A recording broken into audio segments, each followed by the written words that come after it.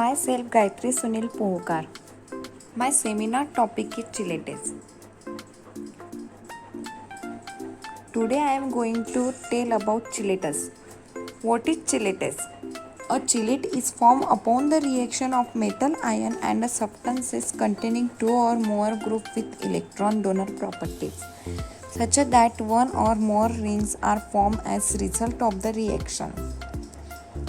The Morgan and Drew 1920 proposed the term chelate for that cyclic structure which arises from the union of metallic atoms with organic and inorganic molecule or ions. The rings of such a compound are called chelate ring, and the phenomena at chelation. The term chelate is derived from Greek word chile or chilos, means crab's claw. Crabs capture the food with the help of claw. In a similar way, ligand capture the metal ion with the help of donor atoms. Such complexes are also called chelated complexes or cyclic complexes. And the term chelation is also called as crystallization. Chelates compound may also be defined as complexes in which the donor atoms are attached to each other as well as the metal, so that the metal become as the part of heterocyclic ring. There are three types of basic concept.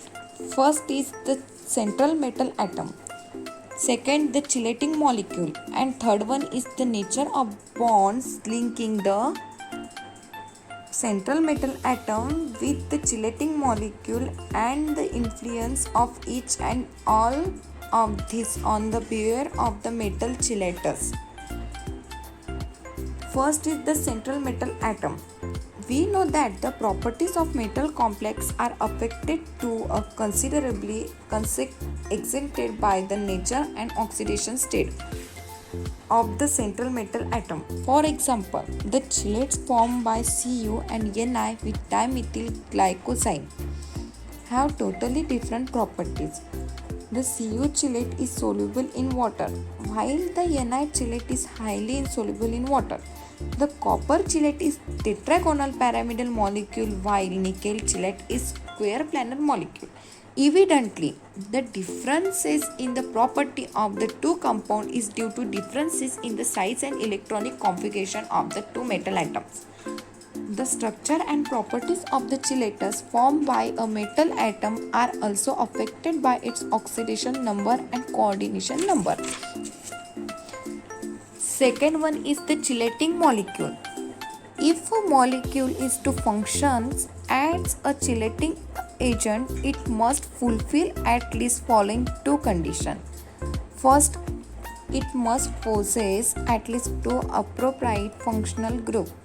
These groups are bonded with metal. Second, this functional group must be so situated in the molecule that they permits the formation of a ring with a metal atom as closing member.